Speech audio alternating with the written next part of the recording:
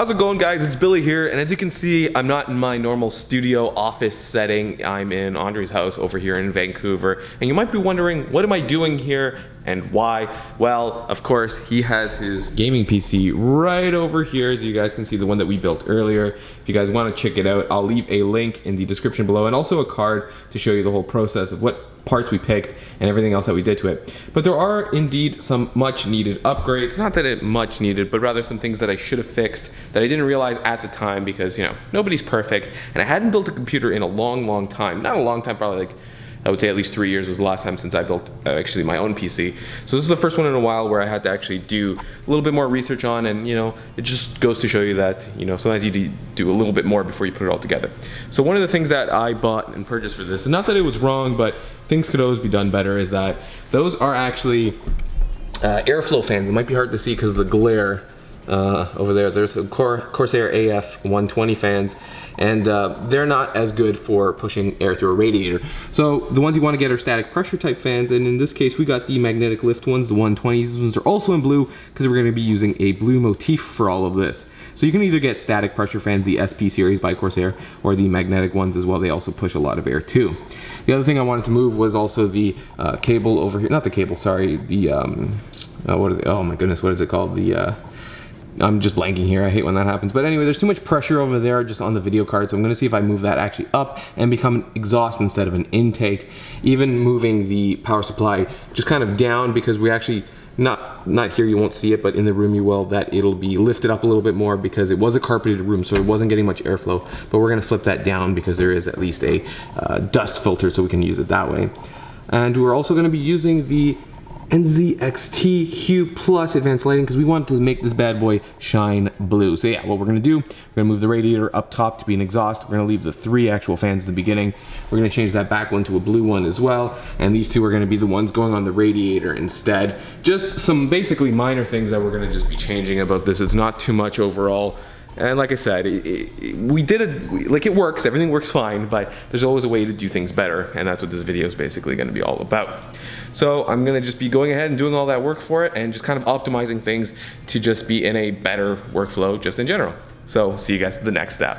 So basically, as I'm also beginning this thing, I'll give you guys a couple little pro tips in between as well. When you're installing fans, one thing to note is usually on the fan somewhere, they'll dictate where the airflow is coming from. Usually if you see the logo or something else on the front, that's usually, it'll go from kind of through this way, like through it down this way here. Let me just kind of visualize it a little better. It'll go this way, and that's what this little kind of indicator on here also means, if it would focus, because you see that arrow is pointing down. That's the way that the airflow is going to be going through. And there's also another one on there that kind of dictates that it's going to be going, pushing it that way because of the way that the fans are moving. So that's a little pro tip for anybody installing fans. As I mentioned, we're going to move the radiator top, and it's going to be an exhaust. So we're going to have it like this, so the air flows through it, and it comes up this way through the exhaust. So it pulls it through the radiator, through the fan, and outside of the case. So these are going to be mounted up there within the radiator just below it. Even just noting the difference between these are the magnetic lift ones that have a little bit more static pressure than the airflow ones. So these ones aren't as optimized for radiator usage. And as you can see over here, the fans themselves, like the blades, there are numerous of them and they're pretty thin, but on this one over here, you can see that there's less of them, and the fan, like the actual blades, are thicker by comparison. So that's kind of one thing I thought that was interesting to note, the difference. So yeah, these ones are going to be going on the radiator. These ones are just going to be turning into case fans instead. Anyway, here we are, guys, back with the final finished product. I'm sorry I didn't really have too many in between, but I'll give you just a quick breakdown of what happened. I might have to use a little bit of a flashlight here to give you guys a little bit of a better angle. So basically the radiator has moved from that was there over there at the front. Now it's just the plain three fans just right in the front blue. The back one has also been replaced with a blue exhaust one instead. So they're all the same Corsair AF 120s. And I've also decided to, yeah, since I moved it to the top, I'm using 2 of the ML ones over here because they do have better static pressure when it comes to at least pulling stuff. So these ones are going to be pulling air from in the radiator through the radiator and exhausting it out through here. So we have a nice little even setup. We got 3 in the front, 3 exhausting, not also including the GPUs over there. So everything should be stay cool rather. I've also decided to, yeah, because moving it there, there's less pressure on the actual cables over here. So you know, it's not so tense when it was going over there to the front.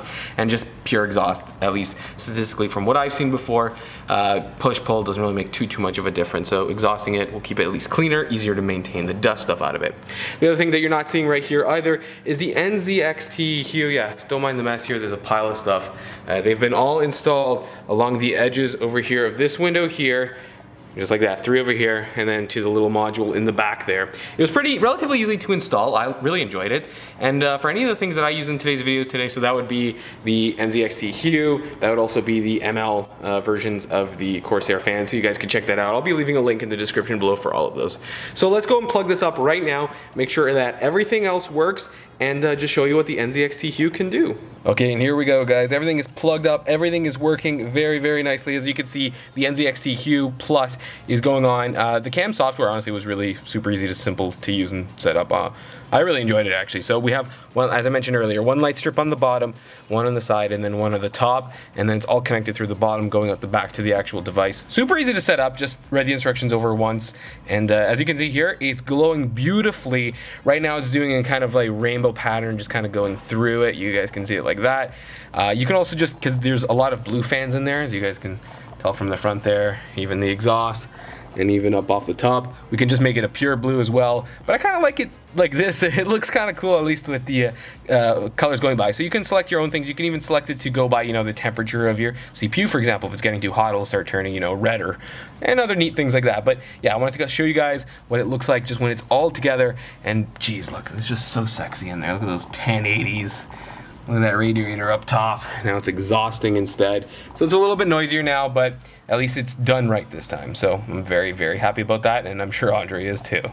Right there you guys have it. So we upgraded, not really upgraded Andre's PC, but we kind of fixed little nuances in there that should have been kind of done the first time around. I'm gonna blame it on my own thing where I didn't do as much research as I should have for that, but it just goes to show you nobody's perfect. But we also did improve some things, like instead of using those fans that don't really have too much static pressure to them, doing the push-pull for the radiator, we now actually have it just as pure pull up through the top on exhaust with fans that do have some static pressure. So there's something that, you know, I learned and we improved upon. Also helped it with the cables format going up as well. The hoses rather, so they're not, you know, so tight along the video card over there. So they should be a little bit more alleviated. So that should also be good too. And we also decided to add in those NZXT Hue Plus lightings, which look absolutely great. I want to know what you guys think about it in the comment section, but let me know what you guys think, because I personally think they look really cool, especially when they do all the swirls and whatnot to them. I think it looks absolutely dope, and if we want, we can just make the computer even more blue, but I like the way that looks, like kind of cycling through the rainbow colors through there. So if you guys are interested in any of the products that we used here today, that is the ML120 by Corsair. I'm going to be leaving that in the description below, and I'm also going to be leaving a link to the NZXT Hue, which in all honesty, even with the software, was pretty simple to use and pretty easy to set up. I really enjoyed it, I really liked it, so be sure to check it out down below. So that's going to do it for this video today, guys. So I'm in Andre's Vancouver home, but I'm going to be heading back to Toronto soon, so that's when I'll be uploading this video afterwards. So thank you guys very much for watching today's video, and I'll catch you guys in the next one. See you later.